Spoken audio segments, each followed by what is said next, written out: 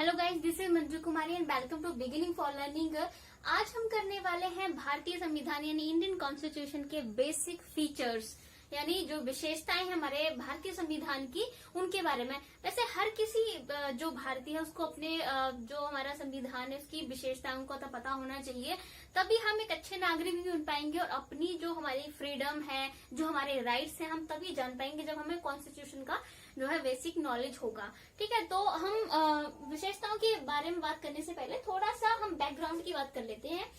Briefly करेंगे हम कि किस तरह से हमारा संविधान बना था, मेनली कौन कौन से इसमें लोग रहे थे। ठीक है, ज्यादा हम डिटेल में नहीं करने वाले, इसके लिए अलग वीडियो बना दूंगी मैं। जस्ट ब्रीफली, तो भारतीय संविधान जो है वो कैबिनेट मिशन योजना की सिफारिशों के अनुसार बनाया गया है। ठीक है, कैबिनेट मिशन योजना। ठीक है, तो भारतीय संविधान कैबिनेट मिशन योजना के तहत जो है वो बनाया गया है। और किसके द्वारा बनाया गया? जो हमारी भारतीय संविधान सभा थी, यानी हमारी भारतीय संविधान सभा यानी भारत के लोगों ने जो संविधान सभा बनाई थी, तो हम इसे सीधा संविधान सभा भी कह सकते हैं। ठीक है, संविधान सभा के द्वारा जो है हमारा संविधान जो है वो बनाया गया था। संविधान सभा में कौन थे? हमारे भारत के बहुत ही बुद्धिमान लोग जो थे संविधान सभा में थे, जिन्होंने हमारे संविधान को जो है वो बनाया। ठीक है, तो अब हम बात करते हैं संविधान बना कब। हमारा संविधान बना 26 नवंबर 1949 को जो है वो हमारा संविधान बना। ठीक है, और लागू कब हुआ? ये इस दिन तो बना था, लागू हुआ था, जो कि सबको पता है ऑलमोस्ट। लागू कब हुआ था? हम स्कूल में ऐसे सेलिब्रेट करते आए हैं, 26 जनवरी मना रहे हैं हम लोग। लड्डू खाते थे, बहुत शौक होता था उस तरह, है ना। वो उस तरह से चाय भी देते थे, कॉफी टाइप कुछ ना उसमें मिला के, तो बहुत ऐसा शौक हुआ करता था उस स्कूल टाइम में। तो कब, जो कि हमने हमेशा सेलिब्रेट किया 26 जनवरी। तो 26 जनवरी 1950 को जो है हमारा संविधान जो है वो लागू हुआ था। ठीक है, ये आपने याद रखना है। बना 26 नवंबर 1949 को था, लागू हुआ था 26 जनवरी 1950 को। ठीक है, अब बात आती है कि संविधान सभा जो हमारा संविधान था उसको बनने में कितना टाइम लगा।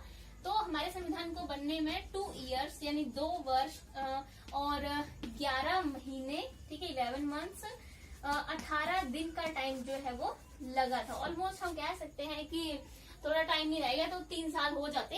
तो इतने टाइम में हमारा संविधान जो है वो बना था। ठीक है, तो ये तो बात होगी। अब हम लोग थोड़ा सा चलते हैं वहां की हमारी जो संविधान सभा थी वो कब बनी। तो अगर संविधान सभा की हम लोग बात करें तो वो उसके संविधान सभा के लिए आपको पता है कि चुनाव हुए थे, इस तरह से चुना गया था लोगों को। ठीक है, तो जुलाई 1946 में संविधान सभा के लिए चुनाव कराए गए थे, जिसमें लोगों को चुना गया था संविधान सभा के लिए। और इसकी पहली मीटिंग कब हुई, मतलब कब जो है संविधान बनाने जो है वो शुरू किया गया, तो इसके बारे में हम बात करते हैं। तो 9 दिसंबर, ठीक है, 9 दिसंबर 1946 को ये पहली फर्स्ट मीटिंग थी संविधान सभा के जितने भी सदस्य थे उनकी ये फर्स्ट मीटिंग थी। ठीक है, उसके बाद इस फर्स्ट मीटिंग में देखो जो हमारे संविधान सभा का एक अध्यक्ष भी चुना गया था। ठीक है, वो थे सच्चिदानंद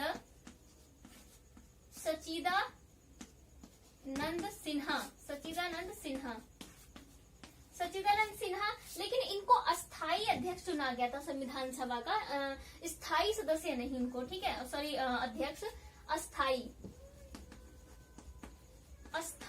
अध्यक्ष जो है वो उनको इस संविधान सभा का चुना गया था।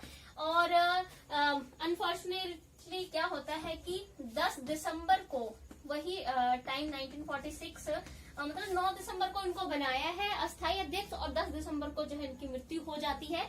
इस वजह से क्या होता है कि 10 दिसंबर को तो कोई मीटिंग नहीं होती है। उसके बाद 11 दिसंबर को जो है वो दूसरी मीटिंग होती है, वही 1946 में। अब क्योंकि जो है सच्चिदानंद सिन्हा की मृत्यु हो गई है, तो अब संविधान का एक जो है वो अध्यक्ष चुनना ही पड़ेगा। तो अब अध्यक्ष किसे चुना जाता है? वो है हमारे जो कि हमारे पहले राष्ट्रपति बने थे, डॉक्टर राजेंद्र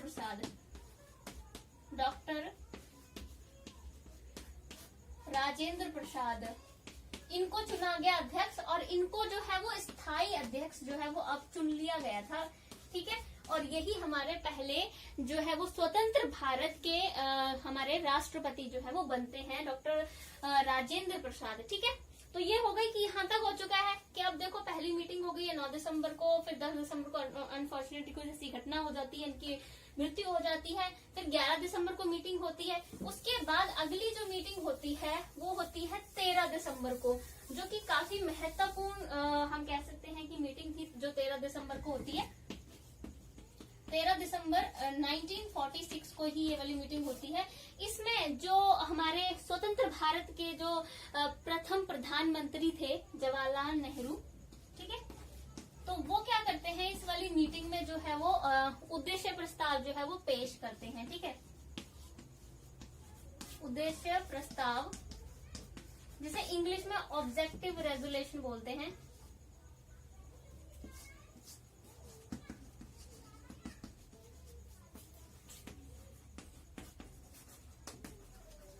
ठीक है, ये उद्देश्य प्रस्ताव जो है इस वाली मीटिंग में जो है पंडित जवाहरलाल नेहरू लेके आते हैं।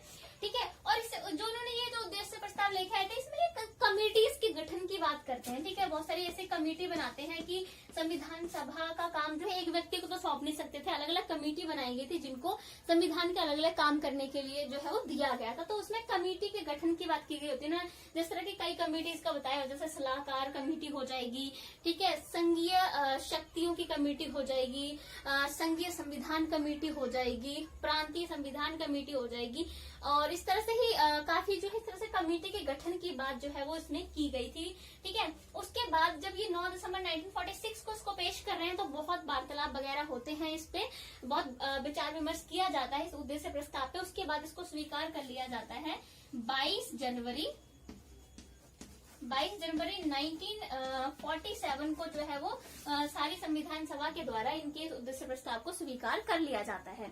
ठीक है, अब उसके बाद बहुत ही एक महत्वपूर्ण कमेटी बनाई जाती है जो कि संविधान के जिसको एक पूरा ड्राफ्ट जिसने तैयार करके दिया, स्ट्रक्चर तैयार करके दिया, वो वाली कमेटी आती है। इसमें उसे कहते हैं ड्राफ्टिंग कमेटी बनती है उसके बाद। ठीक है,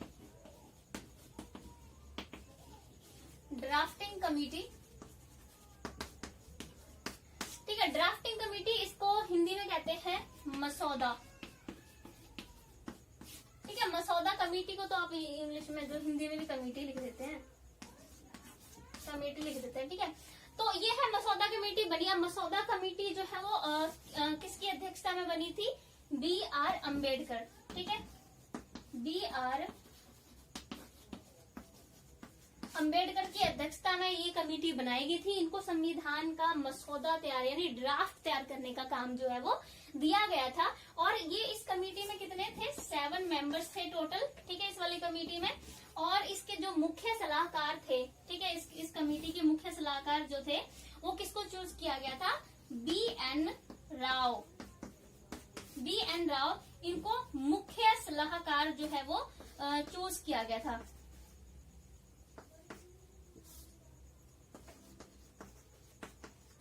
ठीक है, B.N. राव को मुख्य सलाहकार जो है इस कमेटी का चूज किया गया था।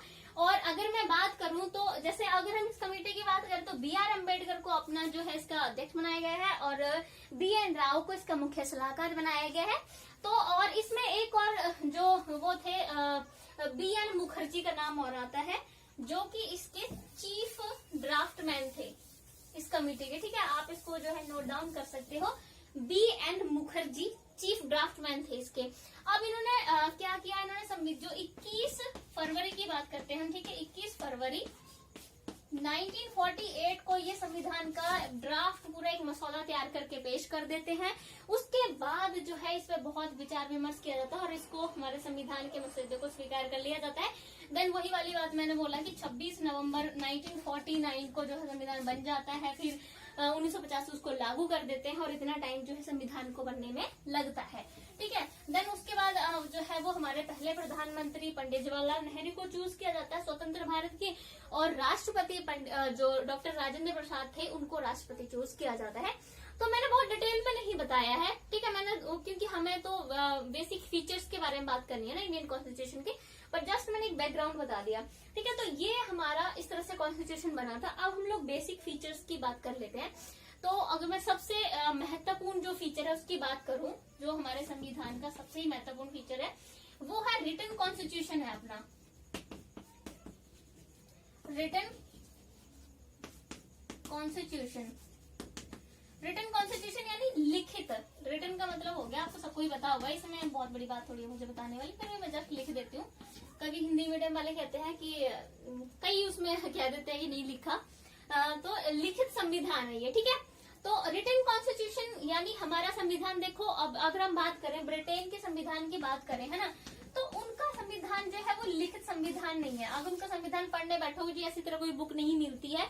तो रिटन कॉन्स्टिट्यूशन इसलिए बहुत जरूरी हो गया क्योंकि देखो अगर कुछ हमारी संविधान सभा थी, इसने कुछ बताया है कि ये वाले जो है हमारे संविधान में बात जो है एक्सप्लेन करनी चाहिए, जैसे समानता लोगों को मिलनी चाहिए। अगर उस संविधान को लिखा नहीं जाता तो कुछ चीजें तो भूल जाती ना। मनुष्य की मेमोरी ऐसी है कि कुछ चीजें स्किप हो जाती है माइंड से, तो कुछ चीजें भूल जाती हैं, कुछ लोग अपनी ही ऐड कर देते हैं अगर हम लिखते नहीं तो लिखने की वैल्यू बहुत होती है। जैसे अगर मैं आजकल की बात करूं, आजकल ऑनलाइन क्लासेस लग रही है, तो क्या होता है कि कई बार हम सारी चीजें फोन में ही रख देते हैं, है ना, तो गलती से कभी कभी फोन रीसेट हो जाए, लो जी सारा उड़ जाएगा। ऐसा मेरे साथ हुआ, बड़ी मुश्किल से कुछ चीजें जो मुझे वापस मिली, रीसेट हो गया फोन। अगर मैंने वही चीजें, कुछ चीजें मैंने लिख रखी थी ऐसे, तो मुझे वो चीजें वापस मिल गई, लेकिन जो फोन में थी वो तो जी गई बाहर, मेरे को मिलने से नहीं है वो।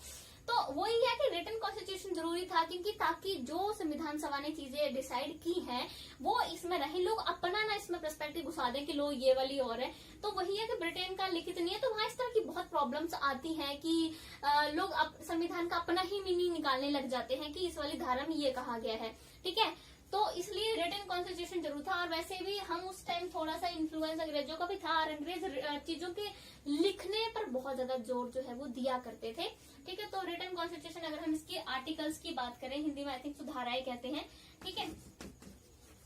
अभी जब संविधान बना था तो मैं तब की बात करूं तो आर्टिकल कितने थे, ठीक है। जब संविधान बना था तो इसमें आर्टिकल कितने थे, 395, ठीक है। तो लेकिन अभी प्रेजेंट की मैं बात करूं तो 370 जो है आई थिंक लगभग इतने आर्टिकल्स जो है वो अब हो गए, क्योंकि बाद में और भी परिस्थितियों और समय के अनुसार, जरूरतों के अनुसार चीजें जो है वो, आपको पता है कि कुछ चीजें नहीं हमें जरूरत रहती है समझना, तो उन्हें हटा दिया जाता है। जो कुछ चीजें हैं जो हमें चाहिए तो उनको ऐड कर लिया जाता है। जैसे फॉर एग्जाम्पल अगर हम बात करें तो हम जैसे कपड़े खरीदते रहते हैं, है ना, तो हमें लगता है कि ये कपड़े पुराने हो गए, इनकी अब जरूरत नहीं, अभी नहीं चलेंगे, हम उन कपड़ों को हटा देते हैं, उसके नए कपड़े ले आते हैं क्योंकि हमें, और ऊपर से वो मॉडर्नाइजेशन वाली बात, ट्रेंड की बात आ जाती है, लो जी अभी ट्रेंड में चल रहा है तो हमें वो वाले कपड़े खरीदने, ये तो ट्रेंड में नहीं रहे, कोई मजाक बनाएगा उसको साइड में कर दो, तो वो कपड़ों की बात है। कॉन्स्टिट्यूशन में हम ट्रेंड नहीं लगा सकते। मैं बता रही हूँ कि कुछ चीजें ऐसी होती हैं जिनकी हमें जरूरत नहीं रह जाती, उन्हें हटा दिया जाए, लेकिन कुछ नई चीजें जो है वो, क्योंकि परिवर्तन प्रकृति का नियम है, परिवर्तन होते रहता है, जरूरतें हमारी बदलती रहती हैं, सोच में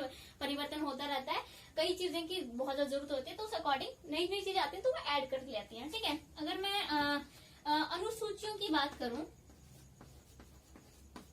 अनुसूचियां, जब संविधान बना था तो कितनी अनुसूचियां थी, तब 8 अनुसूचियां थी, लेकिन अब कितनी हो गई है, अब जो है वो 12 अनुसूचियां हो गई हैं, ठीक है। और अगर मैं इसके भाग की बात करूं तो उसको कितने भागों में बांटा गया था, जब संविधान बना था तब इसको 22 भागों में बांटा गया था, लेकिन अब की मैं बात करूं तो अब इसको जो है वो 25 भागों में बांट दिया गया है, ठीक है। अगर संशोधन की बात करूं अब तक तो एक मिनट,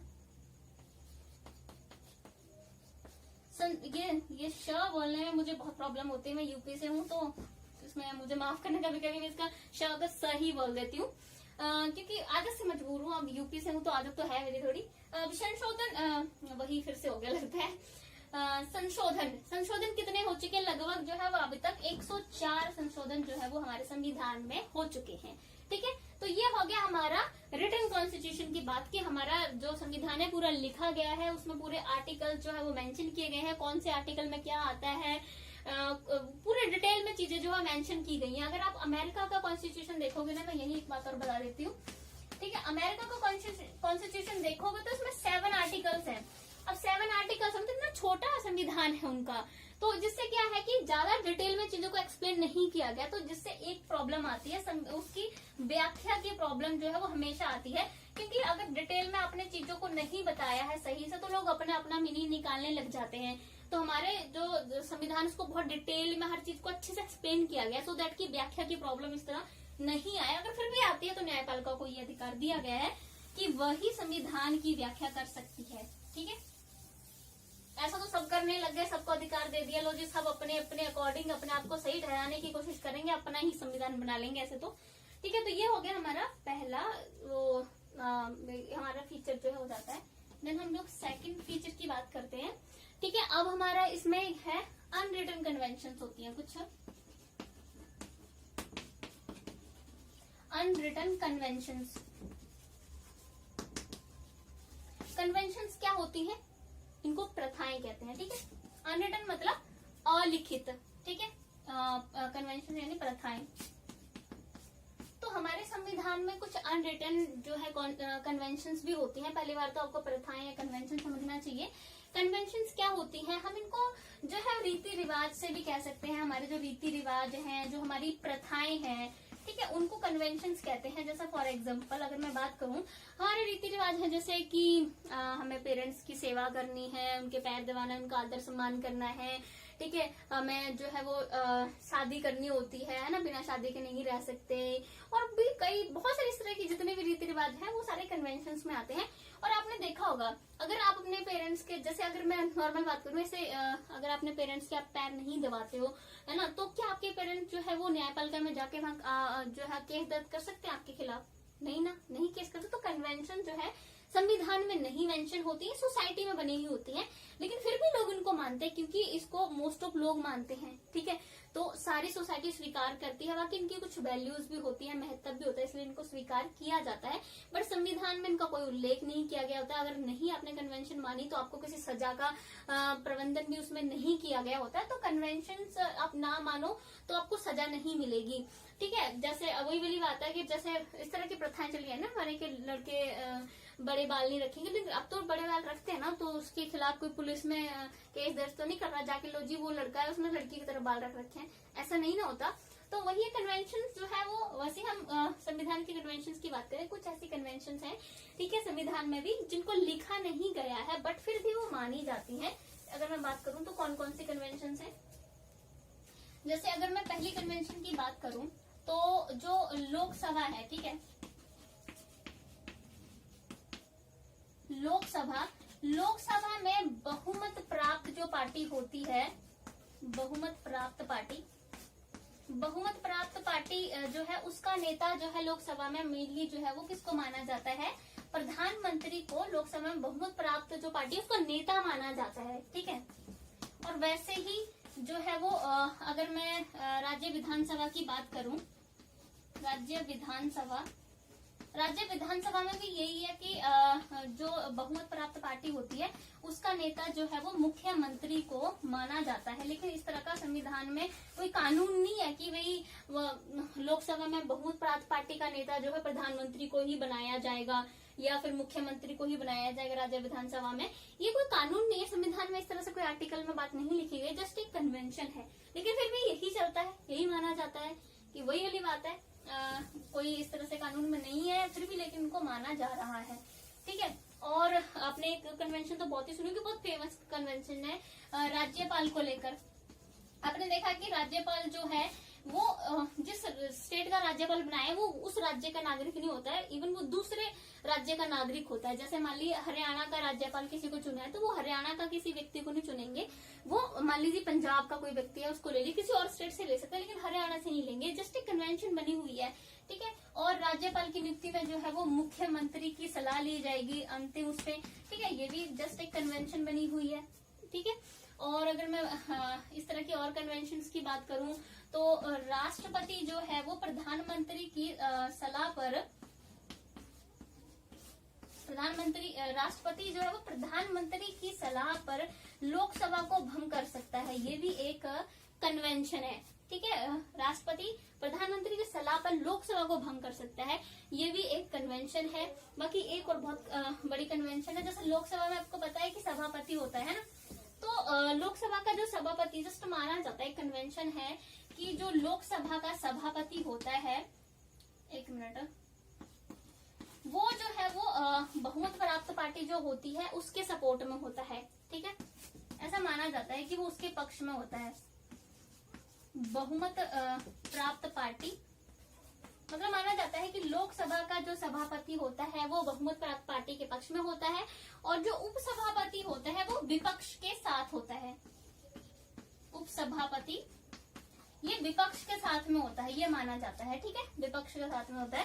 ये कन्वेंशन है, देखो, ठीक है, ये कोई तरह का संविधान में किसी आर्टिकल में नहीं लिखा गया कि ऐसा ही होगा, जस्ट ये एक कन्वेंशन है। तो इनको जो है इनके खिलाफ कोर्ट में भी नहीं जा सकते हैं, अगर इनको नहीं माना गया है तो कोई कार्रवाई नहीं करता है कोर्ट इनके खिलाफ। तो कोई ज्यादा इतनी कन्वेंशंस की लेकिन फिर भी इनकी महत्व की वजह से इनको माना जाता है। बस कहते हैं ना हम लोग कि हमें कुछ ऐसे हम रीति रिवाज मानते हैं जो हमें नहीं पता हम क्यों मान रहे हैं, बस क्योंकि पहले से लोग मान रहे थे तो हम भी बस मान ही चले जा रहे हैं। कुछ ऐसी बहुत सारे रीति रिवाज होते हैं सोसाइटी में, ठीक है। तो ये हो गया हमारा सेकंड, ठीक है। अब हम लोग करने जा रहे हैं अपना थर्ड, जो इसका विशेषता है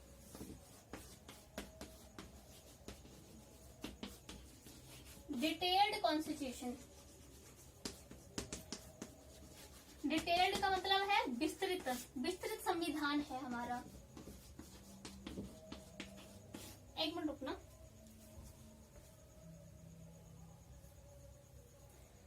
तो डिटेल्ड का मतलब है कि हमारा संविधान जो है वो विस्तृत है, यानी बहुत डिटेल में दिया गया है। तो सही बात है कि हमारा संविधान अगर हम बात करें तो विश्व का जो है वो सबसे लंबा संविधान है, मतलब इतना उसको उसमें डिटेल में लिखा गया। आपको पता है, मैंने आपको अभी बताया कि आर्टिकल अब तो 470 आर्टिकल जो है उसमें हो गए हैं, मतलब बहुत डिटेल में हर चीज को अच्छे से एक्सप्लेन करके लिखा गया, तो इसलिए बहुत ज्यादा पेजेस का ये बन जाता है, ठीक है, डिटेल में है। जैसे अगर इसमें बात करूं तो सारे आर्टिकल्स बहुत डिटेल में बताए हैं। अगर मैं इसके संविधान के अध्याय या भाग 3 की बात करूं, भाग 3, ठीक है, भाग 3 में हमारे जो मौलिक अधिकार है, यानी हमारे जो फंडामेंटल राइट्स हैं, उनके बारे में पूरा डिटेल में जो है बताया गया है। अधिकार जो आर्टिकल्स हैं उनका एक्सप्लेनेशन भी दिया गया कि इस आर्टिकल के अंदर ये वाला अधिकार आता है। तो जिसमें आपको पता है कि जो हमारे मौलिक अधिकार हैं वो 12 से 32 तक, आई थिंक सॉरी 35 तक, 12 से 35 तक जो है वो हमारे मौलिक अधिकारों का एक्सप्लेन किया गया है भाग 3 में,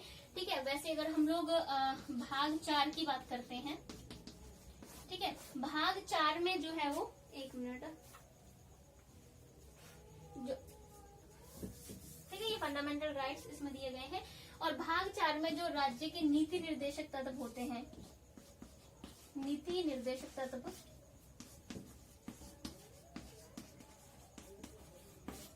भाग 4 में नीति निर्देशक तत्व दिए हैं जो कि 35 से, क्योंकि फंडामेंटल राइट्स में यहाँ लिख देती हूँ, अभी मैंने बताया था 12 से 35 तक है ना फंडामेंटल राइट्स। तो उसके बाद 35 से 51 तक जो है वो नीति निर्देशक तत्व यानी directive principles of the state, ये उसमें जो है वो भाग 4 में दिए गए हैं। और वैसे ही और भी मैं कुछ बता देती हूँ, काफी डिटेल में सारे आर्टिकल्स के बारे में बताया गया है, ठीक है। जैसे अगर मैं बात करूँ तो उसके बाद जैसे हमारा जो भाग 4 है, और भी कुछ इसमें ऐड किया गया, भाग 4 का ए, ठीक है, ए पार्ट, उसमें जो है वो आर्टिकल 51A में फंडामेंटल जो हमारे ड्यूटीज है, मौलिक अधिकार तो हो गए, अब मौलिक कर्तव्य जो है, ठीक है, मौलिक कर्तव्यों के बारे में उसमें लिखा गया है। आपको पता है हमारे फंडामेंटल जो ड्यूटीज है वो कितनी है, 11 फंडामेंटल हमारी ड्यूटीज इस वाले आर्टिकल में एक्सप्लेन की गई है।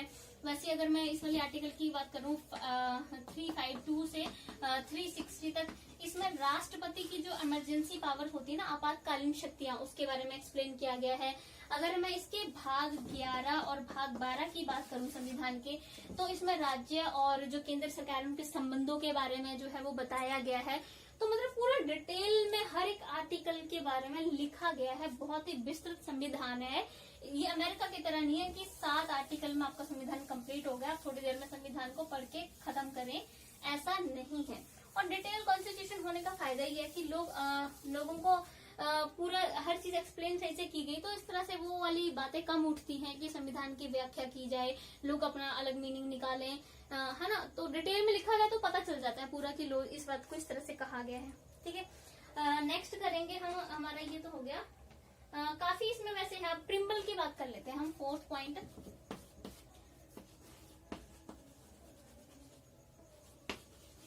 प्रिम्बल को कहते हैं प्रस्तावना,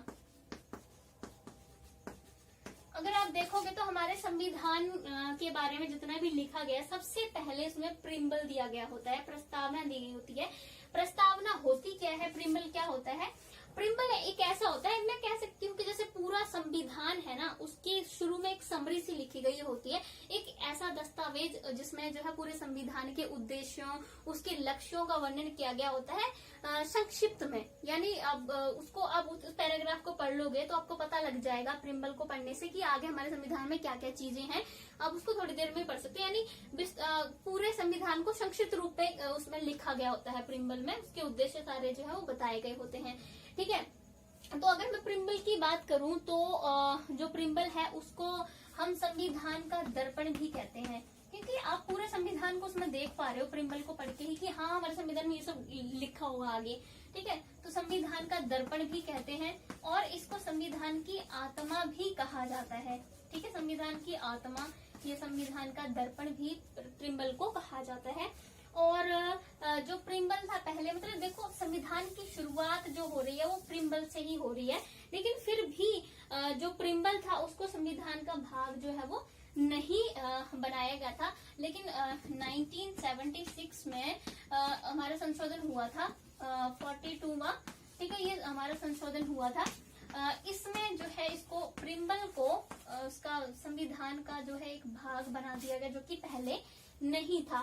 तो इसमें प्रीम्बल में यही है कि पूरे जो संविधान में आगे क्या डिटेल में लिखा गया है, क्या संविधान का लक्ष्य है, क्या उद्देश्य है, वो सब इसमें एक्सप्लेन किया गया होता है।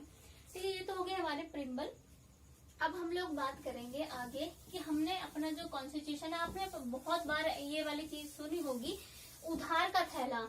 यानी हमने अपना जो संविधान है वो बहुत सारी ऐसी चीजें हैं जो दूसरी कंट्रीज से ली हैं। और ये देखो अच्छी बात है, क्योंकि हमने हमारे बहुत सारे ऐसे अच्छे विद्वान रहे जिन्होंने बहुत सारी दूसरी कंट्रीज का संविधान पढ़ा और देखा उन्होंने कि उनके संविधान में जो चीजें शामिल हुई है वो सक्सेसफुल हो पाई कि नहीं, मतलब सफल हो पाई कि नहीं। तो वही तभी उन्होंने वो सारी चीजें जो है वो वहां से उठाई, क्योंकि वो वहां सक्सेसफुल हो चुकी, वो संविधान को अच्छे से रीड कर चुके थे। तो क्योंकि भारत के लिए कुछ भी एक नई चीज बनाते, काफी चीजें नई तो ऐड की गई, तो वो उसको पहले एक प्रकार से एक्सपेरिमेंट किया जाता, फेल हो जाता तो, और पहले ही हम इतनी बुरी कंडीशन से जो है गुजर रहे थे। तो बहुत सारी अच्छी चीजें भी थी, इवन जो ली वो अच्छी चीजें ली ना, बुरी चीजें तो नहीं ली ना हमारे संविधान में ऐड की गई। तो अगर जैसे मैं हूँ है ना, मुझे सामने वाले की कोई अच्छी चीज दिख रही है कि हाँ ये इसकी अच्छी क्वालिटी है, तो अगर मैं उसकी अच्छी क्वालिटी को अपना लूं तो क्या ये मैंने बुरा किया? नहीं ना। तो वही हमारे भारतीय संविधान के निर्माता है, उन्होंने यही किया कि दूसरे संविधान में कुछ अच्छी चीजें हैं जो हमारे नागरिकों के लिए अच्छी हो सकती है, तो उन्होंने वो चीजें ले ली। लेकिन फिर भी कुछ विद्वान जो है उधार का थैला कहते हैं, पर ये बात पूरी तरह से हम सही भी नहीं कह सकते हैं, क्योंकि हमने जो उनसे चीजें ली वो एज इट थोड़ी ना उतार दी कि जैसी ली लो जी वैसी हमने यहाँ चेप दी। से नकल नहीं करते हैं, नकल में भी सामने वाले का देखा और जैसा वो उतार रहा है, चाहे वो गलती लिख रहा है स्पेलिंग, हम लेकिन वही उतार देते हैं। अगर हमें गधा लिख दिया उसने तो हम भी गधा ही उतार देंगे, वैसा नहीं किया हमने। संविधान, हमारे संविधान निर्माताओं ने दूसरे देशों से चीजें तो ली, बट क्या किया उसमें अपने चेंजेस किए हमने हमारे भारत की परिस्थितियों के अनुसार। और दूसरा देखा कि भारत में संविधान बनाना बहुत आसान काम नहीं था। कितने तो रिलीजन है यहाँ पर, कितनी सारी तो भाषाएं हैं, तो सबका ख्याल रखना था ना कि हम संविधान में कुछ भी ऐसा ऐड ना कर दे कि किसी को जो है वो हर्ट हो जाए, है ना। हो सकता है किसी धर्म वाले लोगों को हर्ट हो जाए, किसी जाति वाले लोगों को हर्ट हो जाए, या उनको लगे कि हमारे लिए तो संविधान में कुछ ऐड ही नहीं किया गया है। इसलिए सबका ख्याल रखकर एक संविधान बनाना बहुत ही बड़ी बात थी। ठीक है, तो इसलिए बहुत सारी चीजें जो है वो दूसरे देशों से ली गई। ठीक है, वो हम 5वें पॉइंट में बात कर लेते हैं। जैसे कौन कौन से देश से कौन कौन सी चीजें लेंगी, मैं कुछ प्रमुख चीजों के बारे में ही बताऊंगी। जैसे संसदीय प्रणाली की सरकार, संसदीय प्रणाली यानी पार्लियामेंट्री फॉर्म ऑफ गवर्नमेंट, संसदीय प्रणाली की सरकार, पार्लियामेंट्री फॉर्म ऑफ गवर्नमेंट। आपको पता है हमारी पार्लियामेंट है, संसद है जिसके 2 भाग है, लोकसभा राज्यसभा।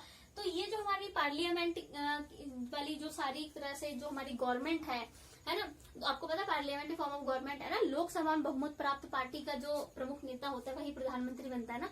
तो वही है कि ये वाली जो विशेषता है वो कौन सी कंट्री से ली गई, तो ये हमने ब्रिटेन से ली, उन लोगों से ली हमने जिन्होंने हमारे ऊपर जो है वो राज किया। तो उन्होंने हमारे ऊपर राज किया, तो ये थोड़ी है कि हम उनसे कोई अच्छी चीज ले नहीं सकते, तो ले सकते हैं, क्यों नहीं ले सकते। वही वाली बात है, अगर सामने वाला मेरा दुश्मन है लेकिन मुझे उसकी कोई क्वालिटी अच्छी लग रही है तो मैं उस क्वालिटी को अपना सकती हूँ ना, क्वालिटी से कौन सी मेरी दुश्मनी है। तो ये ब्रिटेन से ली थी, ठीक है। तो और अगर हम अमेरिका की बात करें, आजकल तो अमेरिका की बात कुछ ज्यादा ही चल रही है, सबसे पावरफुल कंट्री है, तो अमेरिका से भी हमने लिया है। अमेरिका से आपने देखा होगा कि अमेरिका सबसे पावरफुल कंट्री तो है, लेकिन एक और इसकी बहुत अच्छी विशेषता है, वो है कि यहाँ के नागरिक पढ़े लिखे तो हैं ही, वो इसीलिए पढ़े लिखे हैं, इसलिए बहुत ज्यादा अवेयर हैं अपने राइट्स के प्रति, ठीक है, अपने अधिकारों के प्रति बहुत ज्यादा अवेयर हैं।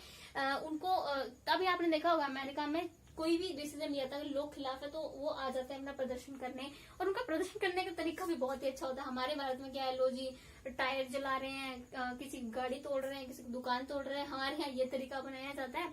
लेकिन अमेरिका में आप देखोगी उनका प्रदर्शन करने का, कहीं वो गाने बजा के प्रदर्शन कर रहे हैं, कहीं ढोल बजा के प्रदर्शन कर रहे हैं, इस तरह से उनका शांतिपूर्वक प्रदर्शन जो है होता है। लेकिन हर बार शांतिपूर्वक नहीं होता है, ऐसा हम नहीं कह सकते, बहुत बार हिंसा भी होती है। तो अमेरिका से हमने क्या लिया, अमेरिका से हमने लिए मौलिक अधिकार, ठीक है, मौलिक अधिकार, और साथ में एक और चीज बहुत ही महत्वपूर्ण ली, प्लस न्यायपालिका, जो कि बहुत ही महत्वपूर्ण चीज जो है वो साबित हुई अमेरिका से लेना, न्यायपालिका, ठीक है। तो ये हो गया हमारा, अमेरिका से हमने लिया था, ब्रिटेन से ये लिया। अब और कुछ प्रमुख बातें कर लेते हैं। आपने देखा, मैंने आपको अभी बोला था कि हमारे लगभग 104 संशोधन हो चुके हैं। तो संशोधन करने वाली प्रणाली जो है वो, ये वाली जो फीचर है वो कहाँ से लिया गया संशोधन वाला, ये लिया गया है दक्षिण अफ्रीका से,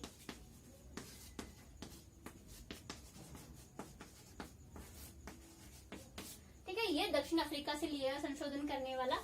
और उसके बाद अगर हम लोग बात करें तो जो राज्य के नीति निर्देशक तत्व होते हैं, ठीक है, नीति निर्देशक तत्व, directive principles of the state, नीति निर्देशक तत्व, ये हमने कहा से लिए, ये हमने लिए हैं नीति निर्देशक तत्व आयरलैंड से, ठीक है।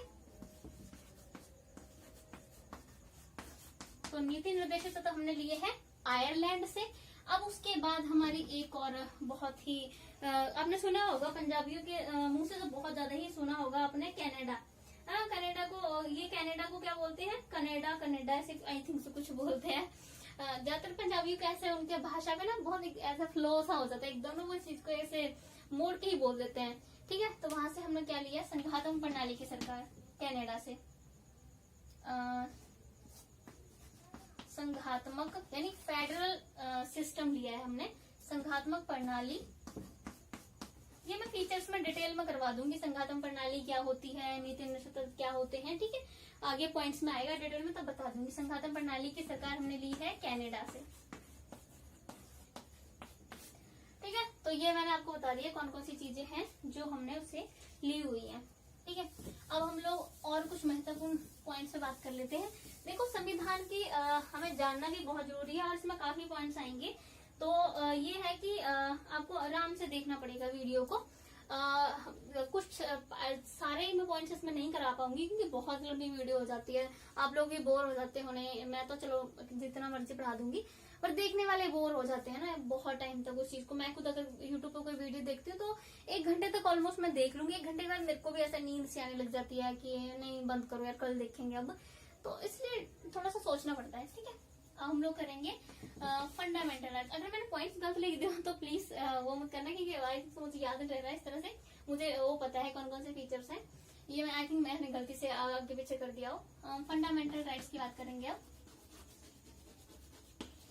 फंडामेंटल राइट्स यानी मौलिक अधिकार।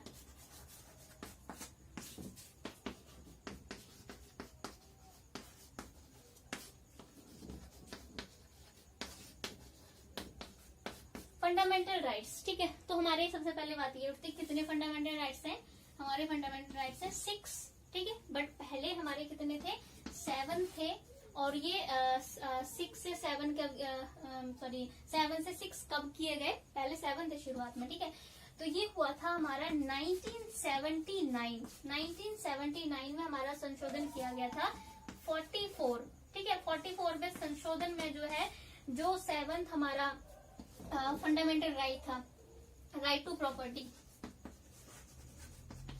राइट टू प्रॉपर्टी यानी संपत्ति का जो अधिकार था वो पहले फंडामेंटल राइट था। लेकिन 1979 में 44वां एक संशोधन यानी अमेंडमेंट किया गया उसमें राइट टू प्रॉपर्टी को जो है वो मौलिक अधिकारों से हटा दिया गया और उसे साधारण अधिकार बना दिया गया। साधारण अधिकार और मौलिक अधिकार में ये फर्क होता है कि मौलिक अधिकारों में जो है वो सरकार किसी तरह का परिवर्तन नहीं कर सकती। आपके मौलिक अधिकारों में ये नहीं कि आपको जीने का अधिकार है तो सरकार उसमें कोई भी परिवर्तन कर दे। साधारण अधिकार जो भी राइट्स होते हैं उसमें गवर्नमेंट कोई भी चेंज कर लेती है, बट फंडामेंटल राइट्स में नहीं कर पाती। ठीक है, तो ये हमारे 6 हैं, बट ये 7वां जो है वो हटा लिया गया था। लेकिन और भी अधिकार आए हैं तो संख्या नहीं बढ़ाई गई है उनकी। उन अधिकारों को, जो नए अधिकार आए हैं समय और परिस्थिति में जिनकी जरूरत पड़ी है, वो इन्हीं इस आर्टिकल्स के अंदर, इन्हीं 6 अधिकारों के अंदर उनको ऐड कर दिया गया है। अलग से आर्टिकल नहीं बनाया गया है, क्योंकि फिर ऐसा तो हमारे बहुत अधिक आर्टिकल हो जाएंगे, हर चीज के लिए नया आर्टिकल बनाया जाएगा, तो इसमें ऐड कर दिया गया है।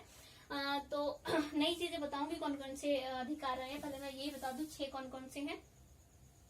पहला है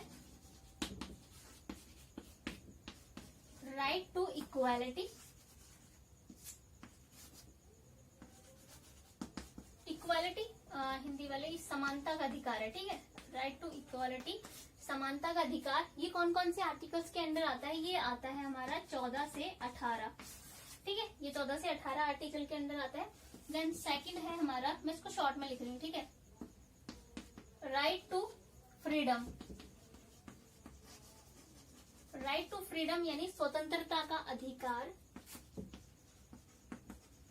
ठीक है, स्वतंत्रता का अधिकार हमारा जो है कौन कौन से आर्टिकल्स में आता है? ये हमारा आता है 19 से 23 में। ठीक है, स्वतंत्रता का अधिकार 19 से 23 में आता है। देन उसके बाद हमारे पास थर्ड जो राइट है, राइट अगेंस्ट एक्सप्लॉयटेशन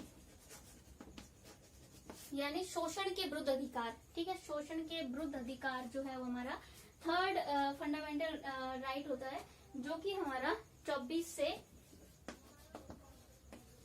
25 आर्टिकल में रहता है। ठीक है, ये 3 राइट्स हो गए।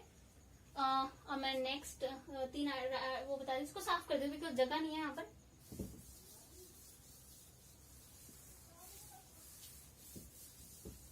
ठीक है, देन फोर्थ हमारे पास आता है right to religious freedom. Right to religious freedom, धार्मिक स्वतंत्रता का अधिकार। ठीक है, ये हमारा आता है, अभी हमने किया था 25 तक है ना, तो ये आता है हमारा 25 से 28। ठीक है, देन हमारे पास 5th आता है cultural and educational right. Cultural and educational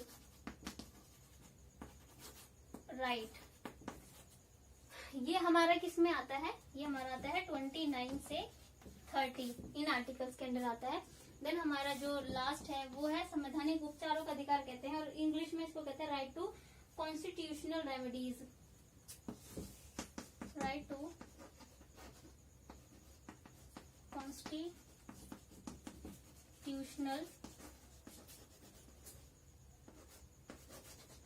remedies यानी संवैधानिक उपचारों का अधिकार कहते हैं इसे। ये हमारा आर्टिकल 32 में आता है। ठीक है, ये हो गए हमारे आर्टिकल्स। अब आप इसमें एक और मैं बात बताती हूँ, जो नई नई चीजें आई हुई हैं, 2 और नई चीजें बता देती हूँ जो हमारे अधिकार, मौलिक अधिकारों में शामिल की गई है। 1 मिनट। ठीक है, और कौन, जैसे अगर मैं बात करूं 2002 में क्या किया गया था? 86, ये हमारा अमेंडमेंट हुआ था। 86 में संशोधन, 86 में संशोधन में क्या किया गया था? इसमें जो है वो राइट टू एलिमेंट्री एजुकेशन को जोड़ा गया था। ठीक है, जिसमें कहा गया था कि 14 साल तक के जितने भी बच्चे हैं उनको फ्री एंड कंपलसरी एजुकेशन जो है वो दी जाए 6 से 14 साल के बच्चों को। ठीक है, इसको फंडामेंटल राइट में रखा गया कि मौलिक अधिकार है बच्चों का शिक्षा प्राप्त करना 6 से 14 साल के बच्चों का। ये नया जोड़ा गया इसमें। ठीक है, और ये कौन से आर्टिकल में जोड़ा गया? ये आर्टिकल में जोड़ा गया हमारे 21A में। ठीक है, 21 आर्टिकल जो है वो है हमारा राइट टू लाइफ, जीवन का अधिकार। ठीक है, तो वही उसमें एक नया 21A बनाकर जो है इसको इसमें जोड़ दिया गया, जो राइट टू एलिमेंट्री एजुकेशन को, ठीक है, प्राथमिक शिक्षा प्राप्त करने का अधिकार, ठीक है। देन नेक्स्ट और एक और हमारा इसमें फंडामेंटल राइट बनाया गया, और काफी नए फंडामेंटल राइट्स जो है वो आए हैं, तो मैं बस एक दो बता रही हूँ आपको जो जरूरी है। 24 अगस्त 1917 ये हमारे सर्वोच्च न्यायालय के 9 न्यायाधीशों ने जो है एक नया फंडामेंटल राइट्स लेके आए, वो तो है right to privacy. Right to privacy यानी निजता का अधिकार, राइट टू प्राइवेसी यानी निजता का अधिकार, इसको भी फंडामेंटल राइट में रखा गया, और आर्टिकल 21 में जो है इसको भी ऐड कर दिया गया 2017, सॉरी मैं 1900 लिख दिया यहाँ पर, 2017 आया है, ठीक है 2017, ठीक है 2017 में जो है इसको फंडामेंटल राइट बनाया गया, राइट टू प्राइवेसी को, ठीक है।